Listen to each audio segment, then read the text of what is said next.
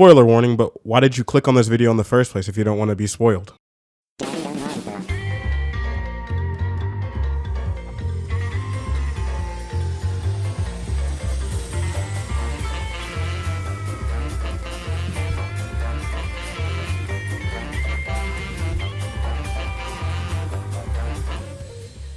I'm just gonna get right into it because what the fuck is the ending to this game? Whose idea was this? Who is at the storyboard being like, yeah, the people gonna love this? This ending, I don't know. I don't even really know what to think. I'm kind of torn because it threw me for a loop. On one hand, good Danganronpa endings don't exist, and this one's no exception. Not a single one of the games has a good ending. But on the other hand, I kind of liked it. See, I love meta content, so part of me really loves the ending, but most of me thinks that this shit was stupid as hell. At least it's better than Danganronpa's 2 ending, where the twist was, it was me, Junko, again this whole time. And someone commented too, like, wait till you see the ending, when I said that V3 might be one of my favorite, or might be my new favorite. And even bracing myself for like a weird ending, I don't think anything could have prepared me for that. Other than the ending though, V3 might be a head and shoulders above the rest. I still like number 2's characters the best, but in terms of gameplay, V3 went crazy. Better mini games. That's one of the reasons actually why this video took so long, because I spent like a solid like 10 hours playing this mini game. I think I might boot it up from time to time just to play this mini game. That's how much I love this mini game. It's so fun. Let's fucking go! Let's fucking go!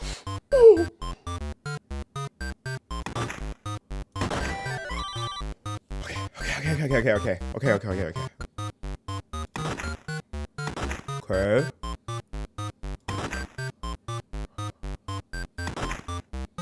Okay, that's 4. Oh my god, that's 4. Oh, I fucked it up. No! Oh, I'm such a fucking dumbass. The overall world traversal in the game was better. I don't know why the first game had tank controls and Danganronpa 2 felt kind of wonky, but in Danganronpa 3 it was pretty smooth. And Shuichi fucking zooms through the overworld. The story was more engaging. The class trials were more wild and unpredictable, which I like. Also, the music in this game, they had no reason to go this crazy with the soundtrack. Nothing like listening to a banger song while I recount the murder of my favorite character. All right, that's enough ranting though. I'm gonna get into the characters. So if you like the video, go ahead and throw me a like and enjoy. So I'm gonna get this dumbass out the way real quick. Kibo, the ultimate robot, what a fucking joke. Like, what a lame, pitiful excuse for a robot. How are you gonna be the ultimate robot and then be so obsessed with being a normal kid that you just throw away everything that makes you unique? Like, he can't do anything cool. He has the strength of a middle schooler, and replaying a conversation just short circuits and uses up all his power. What kind of shit is that? Then they tried to salvage it at the end of the game by making him this like cool, badass, laser shooting robot, giving me all sorts of techs and gadgets that he uses just to commit acts of terrorism. That doesn't make him any more cool. Terrorism isn't cool. Unless you're Kokichi, then terrorism is cool.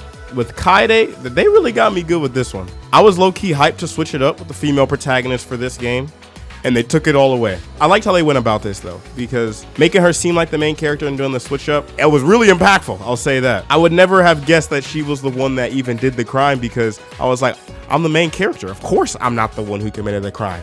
I would have never knew it was her if the game didn't spell it out for me. How do you even expect me to know? I know I can't be the only idiot who struggled with this. Gotta be someone out there who's played it that was just as stupid as I was. Kaide could have been goated though. They shouldn't have done her like that, man.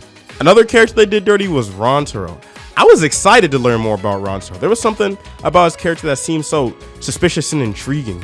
But then he just got clapped before I could learn anything about him. I mean, the twist at the end involving him was cool or whatever, but I feel like it would have been better if he survived for at least a little longer. I feel like there's something that he had to offer as a character. Me like Gonta. Gonta strong. Gonta good person. Gonta be useful. Which is, oh, don't even get me started on Trial 3 was pissing me off, because the murder was so obvious and all the clues were just laid out from the very beginning. And all the characters were acting like they couldn't piece it together. I know it's a video game and they gotta pad the gameplay, but Jesus Christ. I know. What if the culprit was hiding inside the These niggas gotta be dumb as fuck.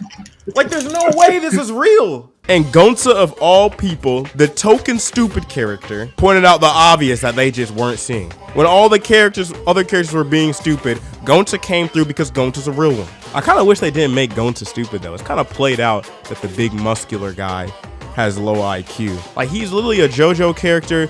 Make him a scholar or something. If they make Danganronpa 4, they need to make a big buff JoJo character that's the smartest one. Make him the sidekick or the main character or something. Do something new. The scholar position in this time though was taken up by the horniest character in the game and best girl, Miyu. A strong, very strong competitor for honestly best character in the series. She was carrying the game in the jokes department, and her overtly vulgar nature was kind of a breath of fresh air, at least in the Danganronpa universe where everything seems to be PG. And what I like about her so much is the fact that her jokes are actually funny, and a lot of them are incredibly, atrociously horny. And the game just like leans into it fully, which makes it even funnier. If you manage to make it through all of her free time events, she rewards you with cookies baked in her blood and other pastries baked with her hair and fingernails. I know if I was Shuichi, I would have fucking devoured those cookies. Oh my god.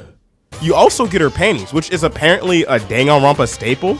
I've never noticed this. I swear, I've maxed out the friendship meter, or whatever you want to call it, on a fair share of characters in both Danganronpa 1 and 2, and I do not remember receiving panties as the reward. After this revelation, I looked through the list of panties from the games, and what the fuck? Imagining Hifumi wearing this is making me sick. Byakuya really rocking the Hope's Peak Speedo underneath. And what the fuck even is this? This looks more like a Crip bandana than underwear. Akane literally wears a Minecraft iron chest plate as underwear. And don't even get me started on Gundam. Like, what am I supposed to be looking at here? The Danganronpa underwear chart it's crazy that it even exists in the first place. Anyway, here's my underwear tier list. Kokichi's the GOAT, easily a top character in this game. I love how he casually partakes in evil acts, and the cast is just forced to put up with it. Even relying on him most of the time despite not liking him. Because he was the smartest character in the game, even over Shuichi, who was supposed to be the ultimate detective. I think Kokichi is the best death game participant, the ultimate death game participant. Having someone else commit a murder in his stead so that he could keep his hands clean. Small, aggressive, untrustworthy, a pathological liar, all around a terrible person, but goddamn if he isn't quirky and cool. Reminds me of another goat. Ryoma's creepy as hell. Like, why are you looking at me like that? Turn the other way. How is that more creepy? I didn't really like Tenko. I don't know what they want me to feel about her. I mean, her entire character is hating men. So as a man, I don't think I need to explain why I don't really find that so amusing. Like, it's fine to hate men or whatever, but I don't think there's a single scene where she doesn't mention hating men or putting down men. And like, it's a video game or whatever, but it's just like, I'm not gonna be like, oh my gosh, yes, you go, girl. I don't really understand the logic for having a character like Korekiyo in this game. Ignoring the ending, say you have to choose 16 people to continue on the human race, and you choose a serial killer as one of the 16. What's the thought process behind that? There's no way that you're like on the governing body of the people choosing who are the 16 survivors of the human race is, and you don't know about him being a serial killer. There's no way. Other than that, he's cool though. He's got a little bit of mystery to him. Everyone likes a mysterious man. And he's over 6 feet. It makes me so sad. There were so many great characters that they were just killing off, man. Kirimi got killed way too soon. Kirimi had a fire design, and she was mom of the group. The murder she committed was crazy. Fashioning zip lines on some Mission Impossible shit is crazy. I think it's the most effort I've seen put into a cover-up in Danganronpa. She put so much effort into her cover-up that it ended up being the reason that she got caught. Why'd they have to kill her, man? She was such a good character. Meanwhile, the useless bitch Tsumugi survived to the end of the game. All she does throughout the entire game is make anime references and impede progress in trial. I think she may be the most annoying character in all of Danganronpa, not including Monami. And to add icing on the cake, the twist that she was one of the main organizers of the killing game honestly just made her more annoying in my eyes. But I'm gonna hop off the hate train real quick and talk about best girl, tied for first with Miyu,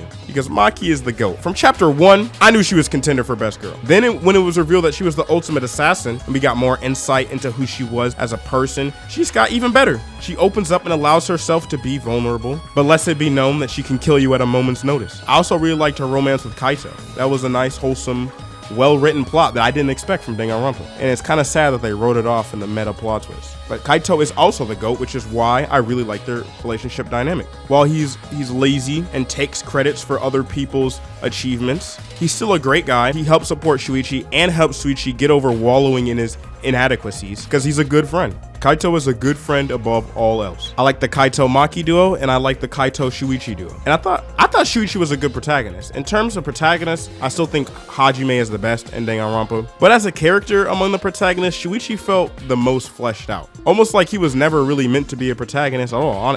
We learn more about Shuichi throughout the game than any other protagonist. He's a bit of a bitch, but he's still likable. He's also dummy thick. Ew. Angie Yonaga, the ultimate cult leader. I think this clip sums up how I felt about her pretty nicely. Yes, doors. Oh no, never mind. I got happy for no reason. One more attack. Oh, let's go! Woohoo! Never mind. He got happy for a reason. Yeah. What'd you get happy for? Angie died, that dumb bitch. Brainwashing everybody. I gotta watch. Who's Angie? I gotta watch. I didn't know this was happening. You should have been screen sharing. You didn't. I guess she wasn't that bad of a character in retrospect, but I just can't forgive cult behavior. Last but certainly not least is Himiko. I thought Himiko was a really fun character. In the beginning, she was a lazy character and talked lazy and slow. Not tend to like characters like that. She decides to change herself and be more proactive in her life, which I can't help but respect. Everything else about her warrants zero respect. She's kind of pathetic, mostly useless, to the point where the game makes multiple jokes about it. Constantly in suspicion during trials because of her carelessness. But I'm manipulated by the game to overlook it as charming because she's 4'11" and quirky. So she gets a pass. If you made it to this point in the video, find help. But before that, like the video if you like the video, and if you watch the whole thing, subscribe. Please, just do it. It'd mean a lot to me. Also, comment your thoughts, especially if those thoughts consist of shit-talking Keyboy. Thanks for watching, and have a good one.